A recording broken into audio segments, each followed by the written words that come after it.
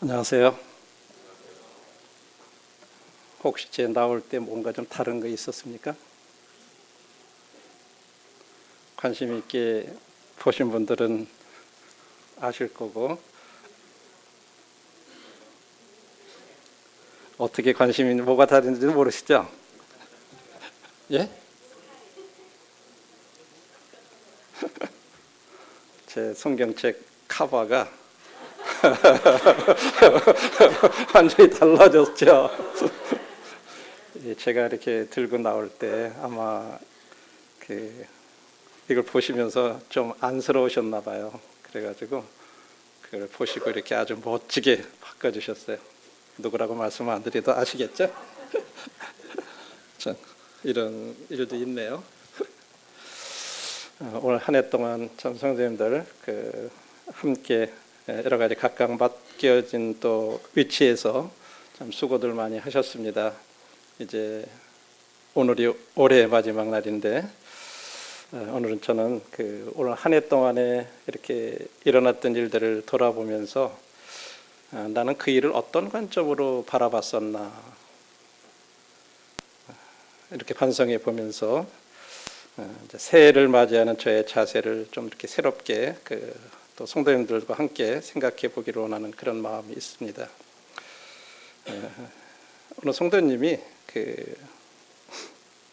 문자를 하나 이렇게 보내오셨는데 한 해가 가기 전에 하면서 우리 모두 다 사실 이렇게 지금 막 흘러가는 세월 이거 묶을 수도 없고 매놓을 수도 없고 그냥 우리가 원하든 원치 않든 계속 가고 특히 이제 연세가 많으신 분들은 이제 진짜 이거 빼놓을 수 없는 어떤 그런 세월을 생각하면서 아쉬워하기도 하는데 글이 이렇더라고요. 세월만 흘러가는 줄을 알았지만 구름도 흘러가고 강물도 흘러가고 바람도 흘러갑니다. 흐르고 흐르니 흐르지 않는 게 없습니다. 맞죠? 네. 생각도 흘러가고 마음도 흘러가고 시간도 흘러갑니다. 기분 좋은 하루도 기분 나쁜 하루도 흘러가니 얼마나 다행입니까? 그래요. 만약 흐르지 않고 멈춰만 있다면 물처럼 우리네 삶도 썩을 것이고 부패되고 말 터인데 흐르고 또 흘러가니 얼마나 아름답습니까? 아픈 일도 힘든 일도 슬픈 일도 괴로운 일도 모두 흘러가니 얼마나 감사한지 모르겠습니다. 아멘이세요? 세월이 흐르는 건 아쉽기도 하지만 모두 흘러가고 새해에는 새로운 것으로 채울 수 있으니 참 고마운 일이기도 합니다. 전 다시 한번 좀 이렇게 올 한 해 이렇게 돌아보면서 좀 약간 이런저런 일들도 있고 그랬는데 새해에는 새로운 것으로 채울 수 있다는 게 참 감사하구나 하는 그런 생각을 해봤습니다. 우리가 한 해 동안 겪었던 일들에 대해서 여러 가지 성도님들이 각각 겪으신 일들이 다르고 그러시기 때문에 그런 일들 가운데 진짜 하나님이 나를 사랑하셨나? 사랑하시나? 누구는 좀 더 이렇게 사랑을 받는 것 같은데 나는 그러지 못한 것 같아. 누구네는 좀 뭐 이런 것도 있고 저런 것도 주시고 축복해 주신 것 같은데 우리는 그러지 못한 것 같아. 하면서 또 뭐 어떤 하나님의 사랑에 대한 그런 좀 의심 같은 것도 가져보기도 하고 또 우리들에게 일어났던 어떤 일들 또 내 자신이나 자녀나 부모님이나 뭐 친척이나 어떤 이런 분들에게 일어났던 그런 일들로 인해 가지고 또 어떤 건강 문제라든지 질병이라든지 이런 것 때문에 뭐 세상적으로 이렇게 근심한 그런 일들도 있으실 거고 또 원하든 원치 않든 간에 뭐 직장이나 학교나 이런 데서 사람들 관계 또 교회에서의 성도들에게 관계 이런 가운데에서 겪었던 어떤 일들로 인해서 심적인 고통 뭐 이런 것들 여러 가지들 아마 겪으신 일들이 있다고 생각합니다. 그런 일들에 대해서 어떻게 내가 바라봤었나 오늘 한 해에 일어났던 일들에 대해서 그 가운데 이제 우리가 우리만 그런 게 아니라 성경에도 보면 사람도 그렇고 국가도 그렇고 그런 어려운 일들이 일어날 때 먼저 한 가지 첫 번째 딱 붙어나가는 게 하나님의 사랑에 대한 의심. 그래서 말라기서에 보면 말라기서 1장 2절 3절에 그런 말씀이 있어요. 내가 너희를 사랑하였노라 하나 너희는 이르기를 주께서 어떻게 우리를 사랑하셨나이까 하는도다. 나 여호와가 말하노라 에서는 야곱의 형이 아니냐. 그러나 내가 야곱을 사랑하였고 에서는 미워하였으며 그의 산들을 황폐하게 하였고 그의 산업을 광야의 이리에게 넘겼느니라.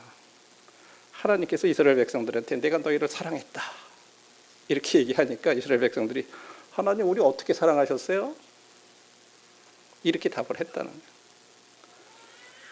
여러분들은 하나님 앞에 그런 하나님 진짜 저를 사랑하신다면 왜 오늘 우리에게 저한테 올해 이런 일들이 일어나게 하셨어요?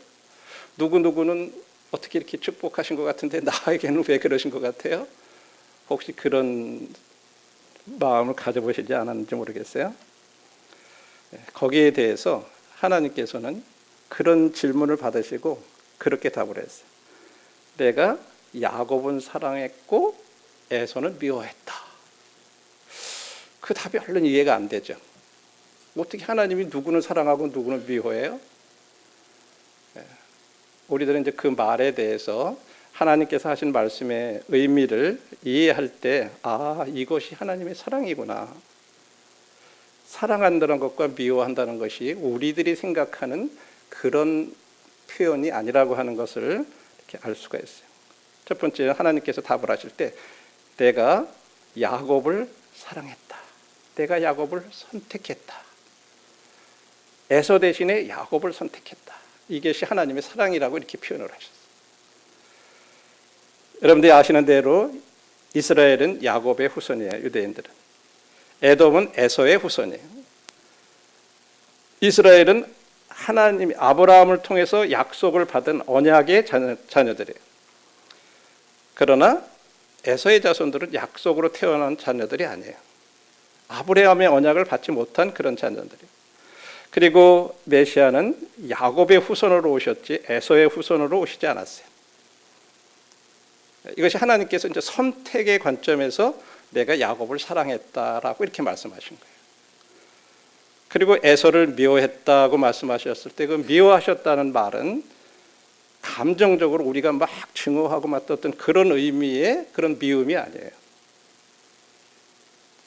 하나님이 주권적으로 아브라함과의 그 약속에 따라서 에서 대신에 야곱을 먼저 선택하셨다. 그래서 이 택하심에 있어서 에서보다는 에서가 먼저 장자예요. 그럼에도 불구하고 하나님께서 그 약속대로 에서를 택했다. 야곱을 택했다라고 하는 우선권을 두셨다고 하는 그런 의미에서 에서는 미워했다. 두 번째로 사랑했다 하는 그런 의미. 그래서 사도 바울도 로마서에서 이 말씀을 로마서 9장 13절에 내가 야곱은 사랑하고 에서는 미워하였다 하는 말을 이방인과 유대인들을 선택하는 그런 관점에서 하나님께 이렇게 사도 바울이 얘기를 하면서 이 말씀을 얘기했어요. 주권적인 택하심의 우선권을 말하는 그런 의미에서 이 말라기 말씀을 인용을 했습니다. 우리 주님도 동일한 말씀을 하셨어요. 누가복음 14장 26절에 보면 자기 목숨까지 미워하지 아니하면, 우리 가운데 자기 자신을 미워하는 사람이 어디 있어요? 더군다나 자기 생명을 미워하는 사람. 그러나 하나님과 우리 사이를 택할 때 하나님을 우선 택하고 나를 두 번째로 택하는 것, 이거를 자기를 미워한다 이렇게 표현합니다. 그래서 하나님을 사랑하는 것과 다른 대상을 사랑하는 것을 선택하는 데 있어서 우선권을 주는 것, 이거를 가리켜서 두 번째로 사랑하는 것, 이게 이제 사실 나를 미워한다고 하는 의미예요. 그런 것을 얘기하시면서 하나님께서 첫 번째는 내가 야곱을 선택함으로써 너희를 사랑한 거야 라고 하는 것을 첫 번째 얘기해 주셨어요. 그리고 두 번째로는 내가 에돔을 멸망시킨 걸 통해서 내가 너희들을 더 사랑했다고 하는 것을 말씀하셨어요. 이스라엘은 아는 대로 우리 70년간 바벨론 포로로 잡혀갔었지만 하나님께서 다시 돌아오게 해주시겠다고 약속을 하셨어요. 그리고 약속대로 70년이 찼을 때 바사왕 고레스가 조서를 내려가지고 다시 너희들이 돌아가서 성전도 재건하고, 그 다음에 나중에 리더들을 스룹바벨이라든지 에스라라든지 느헤미야라든지 이런 리더들을 보내셔가지고 다시 성전과 성벽을 이렇게 재건하도록 허락을 하셨어요. 그렇지만 에돔은 어떻게 됐어요? 말라기서 우리가 읽은 말씀대로 3절의 말씀대로 그 산이 완전히 황폐됐어요. 그리고 이 느부갓네살 왕이 이제 유다와 에돔과 이쪽에 다 이렇게 침공을 했을 때 완전히 에돔을 공격해가지고 완전 황폐가 됐는데 에돔에 대해서는 다시 재건이 되겠다라든지 이런 약속이 없어요. 오히려 그들이 황폐된 곳에 무엇을 다시 쌓을지라도 하나님이 헐어버리시겠다, 이렇게 말씀하셨어요. 그래서 에돔 땅을 가리켜서 악한 땅이라고, 악한 지경이라고 4절에 보면 그렇게 불러요. 그런데 이스라엘 땅은 거룩한 땅이다, 이렇게 불러요. 그걸 통해서 하나님께서 야곱을 참으로 사랑하셨다. 자, 이 이스라엘의 역사적인 것을 통해서 오늘날 우리들이 하나님께서 진짜 나를 사랑하셨나? 아닌가? 어떤 이런 것들에 대해서 한번 적용을 해볼 필요가 있어요. 진짜 나도 하나님의 사랑을 의심해 본 적이 있나? 우리들한테 지금 당한 어떤 어려움들, 우리가 생각할 때 이건 징계라고 생각하는 일들, 그런 거 생각할 때 그게 나를 사랑하시는 걸까요? 성경은 히브리서 12장 6절에 주께서 그 사랑하시는 자를 징계하시고 그가 받아들이시는 아들마다 채찍질 하심이라 하셨으니, 사실은 나한테 일어났던 그런 일들, 어려운 일들, 이런 모든 것들이 하나님께서 나를 사랑하셔서 하셨다고 하는 거예요. 내가 하나님의 사랑을 받은 하나님의 아들이 아니고 하나님의 사랑을 자가 아니었다면 그런 징계나 어려움들이 우리들에게 있지 않았다라고 하는 거죠.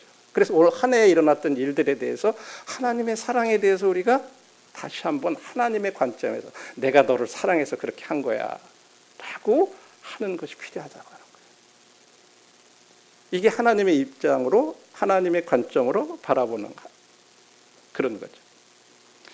그 다음에 이제 두 번째로 우리들이 이제 일어났던 여러 가지들로 인해 가지고 아마 여러 가지 마음 가운데 그 근심과 고통과 이런 것들을 우리들 다 겪은 또 한 해라고 생각해요.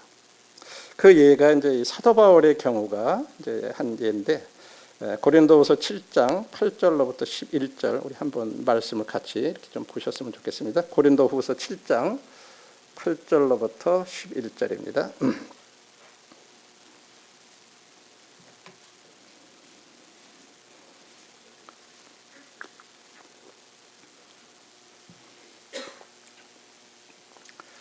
제가 읽겠습니다.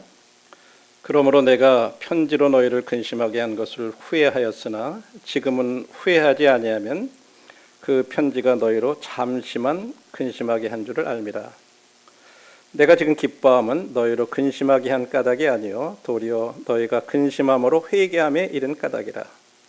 너희가 하나님의 뜻대로 근심하게 된 것은 우리에게서 아무 해도 받지 않게 하려 함이라. 하나님의 뜻대로 하는 근심은 후회할 것이 없는 구원에 이르게 하는 회개를 이루는 것이요 세상 근심은 사망을 이루는 것이니라. 보라, 하나님의 뜻대로 하게 된 이 근심이 너희를 얼마나 간절하게 하며 얼마나 변증하게 하며 얼마나 분하게 하며 얼마나 두렵게 하며 얼마나 사모하게 하며 얼마나 열심히 있게 하며 얼마나 벌하게 하였는가. 너희가 그 일에 대하여 일체 자신의 깨끗함을 나타내었느니라. 이 말씀 가운데 보면 특별히 10절에 보면 하나님의 뜻대로 하는 근심이라는 말씀이 나오고 세상 근심이라는 말이 나오죠.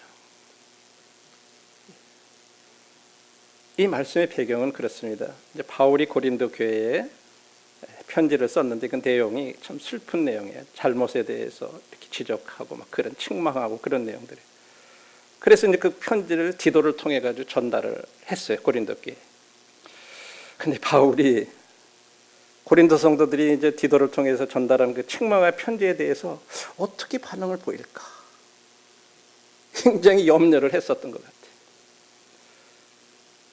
그래가지고 디도가 돌아와가지고 디도한테 보고를 듣기까지는 그 마음이 편치 못했다 그래요. 그런데 나중에 그와 같은 그 책망의 편지가 고린도 성도들로 하여금 하나님의 뜻대로 하는 근심을 하게 하는 결과를 가져왔다 하는 것을 이제 알게 돼요. 그러면서 이제 다시 하나님 앞에 이제 감사한 그런 마음을 갖게 되는데, 세상 근심은요 단지 그냥 후회로 끝나는 거예요. 그걸 통해서 회개가 이루어지는 것이 아니라 세상 근심은 그냥 후회, 후회로서 끝나는 거예요. 그리고 세상 근심은 원망과 강팍함과 실망과 심지어는 너무 이 스트레스를 받고 그러다 보면 죽는 사람들도 있어요. 죽음까지도. 가룟 유다가 그랬잖아요. 자기가 잘못한 거 알았지만요, 결국은 그는 어떻게 돼요? 후회는 했지만 그냥 목매서 죽어서 그 열매를 그냥 자기가 거두게 돼요. 그러나 여기 하나님의 뜻대로 하는 경건한 근심을 통해서 가져오게 됐던 게 뭐예요? 첫 번째, 그 고린도 성도로 하여금 간절하게 했다고 하는 거죠. 그냥 무관심하게 그런 일들, 생각 없었던 것이 그런 사도 바울이 보낸 편지를 통해 가지고 그런 문제들에 대해서 매우 걱정하면서 이 문제를 어떻게 해결해야 될까? 막 그런 것으로 바뀌었다는 거죠. 그리고 자신들을 정당화하거나 변명하는 것이 아니라 오히려 그런 문제들에 대해서 단호하게 어떤 행동을 취함으로써 자기들이 그 문제에 있어서 더 이상 죄나 책임이 없게 하려고 애썼다고 하는 거예요. 그리고 주님의 이름에 부끄러움을 끼친 그런 죄를 지은 사람들에 대해서 아주 분해하고 그 잘못이라고 생각하고 이제 그런 태도로 바뀌고, 그 다음에 그들이 주님을 두려워함으로 이렇게 행동을 하고, 그래서 바울이 오게 되면은 우리들에게 이런 부분들에 대해서 매를 가지고 오지는 않을까 이렇게 두려워하면서 이제 주님을 두려워함으로써 행동을 하게 됐고, 그 다음에 사도 바울의 방문을 갖다가 진실로 원했다라고 하는 거죠. 그래서 바울이 와서 잘못된 일과 악한 일들이 바로잡히는 것을 보기를 이렇게 강하게 소원했다고 하는 어떤 그런 의미일 수도 있어요. 그리고 열심히 있게 해줘. 하나님의 영광을 위해서 열심을 내고 죄 지은 자들의 회복을 위해서 열심을 내고, 그 다음에 이 문제에 있어서 자신들의 모든 더러움을 깨끗이 하고자 하는 그런 열심들, 그리고 그동안에는 사도 바울이 진짜 사도인가 아닌가 사도권에 대해서 의심하고 그랬던 그 고린도 성도들이 사도 바울을 지지하는 사울 편에 이렇게 서게 한때는 그런 열심들 이렇게 바뀌고, 그 다음에 잘못된 것들에 대해서는 모임에서 범죄한 그런 자들에 대해서는 징계 조치를 취하는 어떤 그런 벌을 하게 하고, 이런 것들이 이루어졌다고 하는 게 하나님의 뜻대로 하는 근심이 바로 이런 결과들을 가져왔다고 하는 거예요. 그래서 하나님의 뜻대로 하는 것은 아까 말씀드렸는데 세상 근심은 후회하는 것으로 끝나요. 그러나 회개는 그걸 통해 가지고 경건한 반응으로 나타나고 결국은 그 문제로부터 회복되거나 건짐을 받게 되는 거예요.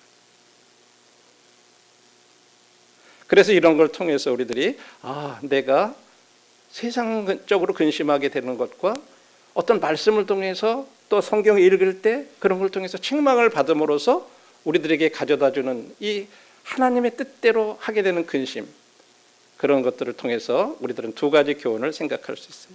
첫 번째로, 적절한 책망은 오히려 경건한 근심을 하게 해준다. 하나님의 뜻대로 하게 하는 근심을 하게 해준다고 하는 거예요. 책망이 나쁜 게 아니에요. 우리들이 잘못에 대해서 지적받는 것이 나쁜 게 아니에요. 그리고 경건한 근심은 오히려 영적인 성장을 이루게 해준다고. 하나님의 뜻대로 하게는 근심이 우리 마음 가운데 있게 될 때 우리들이 진정한 의미의 영적인 성장을 이루게 해준다고 하는 거죠. 나는 오늘 한 해 동안에 어떤 성도가 사랑으로 나에게 하는 어떤 책망을 받아본 적이 있나?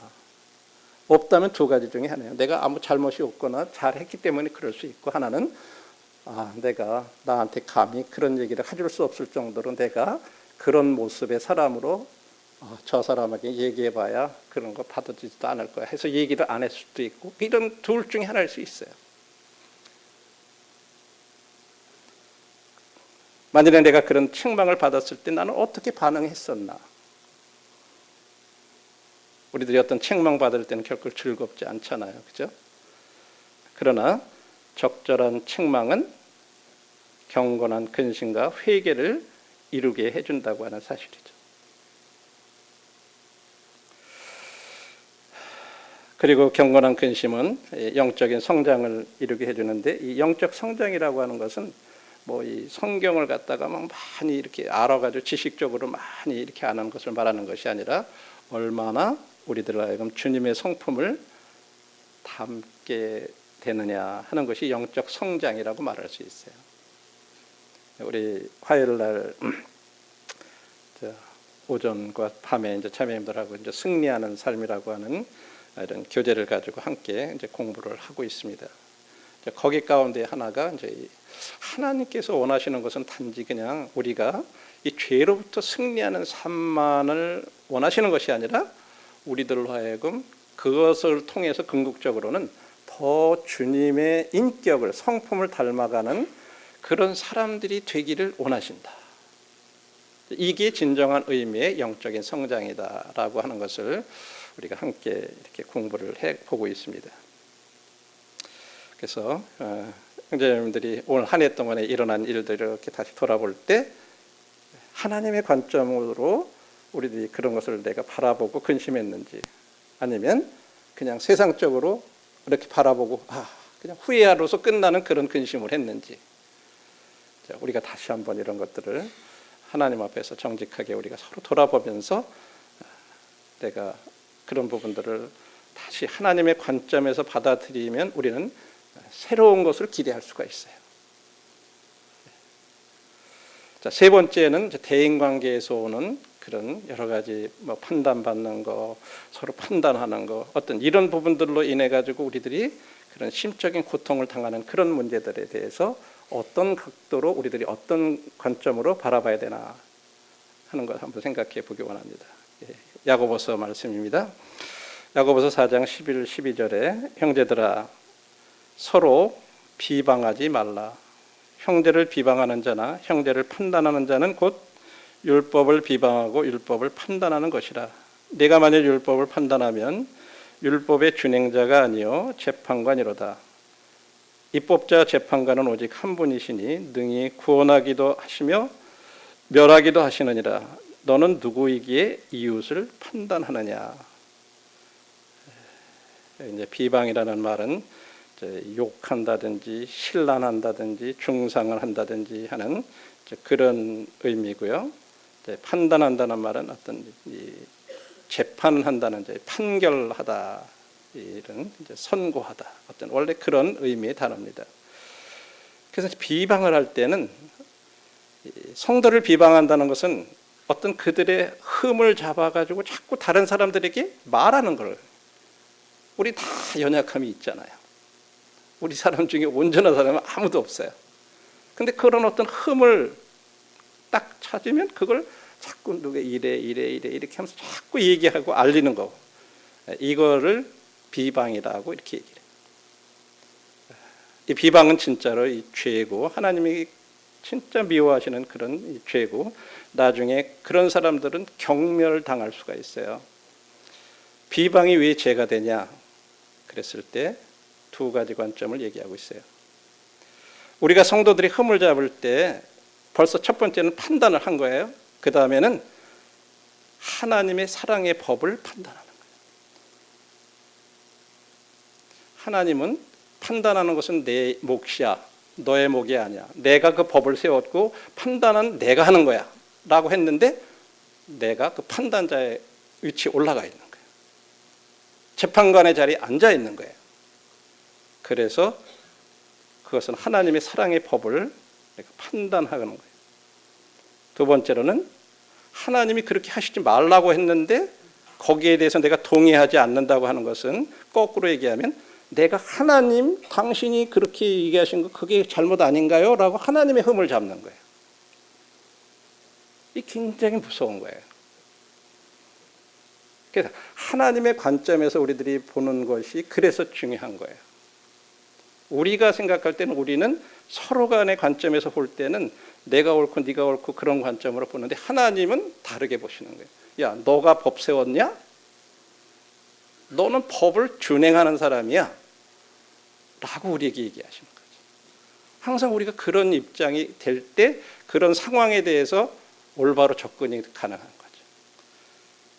그래서 나는 진짜 흠을 잡는 사람인가? 다른 사람들이 흠을 진짜 이렇게 잡는 그런 사람인가? 내가 어떻게 감히 다른 사람들을 판단할 수 있나? 하나님 그렇지 말라고 그랬는데 내가 어떻게 감히 하나님과 동의하지 않는가? 이게 하나님의 관점에서 우리들이 대인관계 속에서 벌어지는 그런 일들에 대해서 하나님의 관점으로 바라보는 거예요. 그래서 종종 성도님들하고 함께 나누는 게 바로 6과 9라고 하는 이것을 얘기해요. 누가 옳아요? 예? 이쪽 사람은 보면 틀림없이 6자예요. 이쪽에서 보면 틀림없이 9자예요. 이건 뭐 죽어도 바뀌지 않아요. 그렇죠? 내가 옳다고 상대방이 틀린 건 아니에요. 상대방의 입장에서 바라보지 않았을 뿐이다. 그래서 우리가 자기 입장에서만 바라볼 때 어떤 현상이 일어나요? 아까 말한 대로 야고보서 4장 11, 12절에 나오는 그런 비방과 판단하는 일이 일어나는 거예요.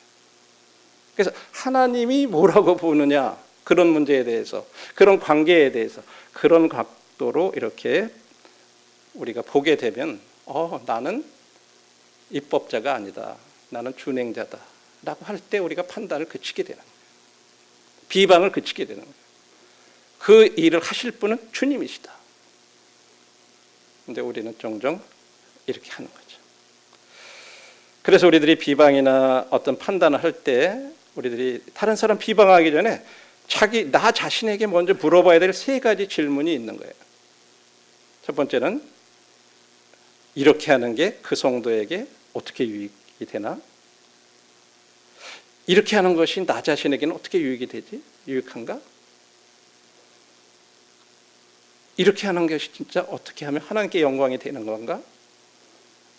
이 3가지, 나 자신과 상대방과 하나님, 이 관계 속에 이것이 진짜로 하나님이 그 유익이 되는 건가? 이것을 생각하라는 거죠. 이걸 통해서 우리에게 주시기 원하는 교훈이 뭐예요? 형제나 자매를 비방하는 것은 아주 커다란 죄라고 하는 거죠. 이제 이것이 하나님이 보시는 관점이에요. 우리들은 6과 9로 관점에서만 막 이렇게 보는 거고 하나님은 위에서 보시는 거예요. 그래서 이제 조심해야 된다는 거죠. 그래서 이런 부분들 우리가 이제 오늘 한 해 가운데 우리들 가운데 있었던 모든 것들을 함축해서 우리들이 다시 한번 이 한 해에 있었던 일들을 이렇게 돌아보면서 우리들이 이제 결론의 말씀을 드리면 하나님의 입장에서 하나님의 관점에서 바라보는 법을 우리들이 이제 배워야 될 거라고 생각합니다.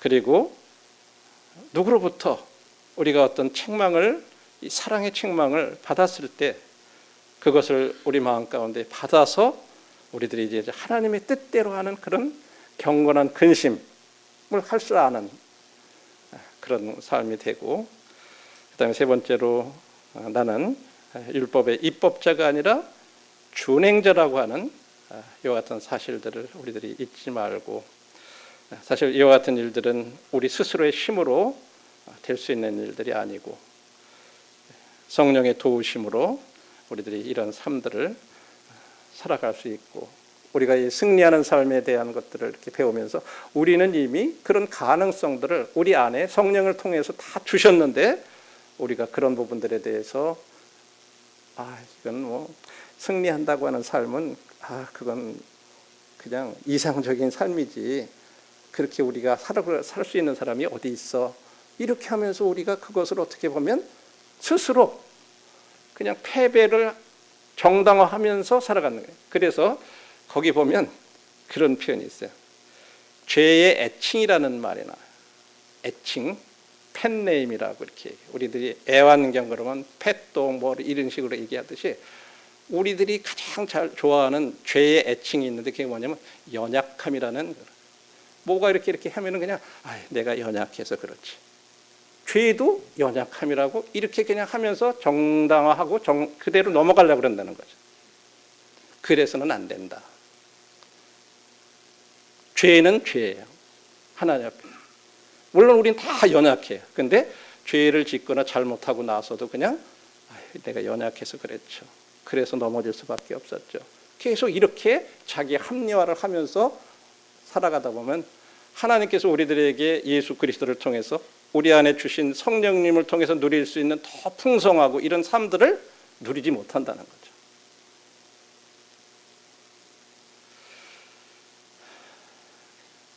사도 바울이 빌립보서에 이렇게 빌립보 교회에 편지를 보내면서 이제 뒤의 것을 잊어버리고 앞의 것을 향해서, 표대를 향해서 정진할 것을 이렇게 말씀을 하셨잖아요.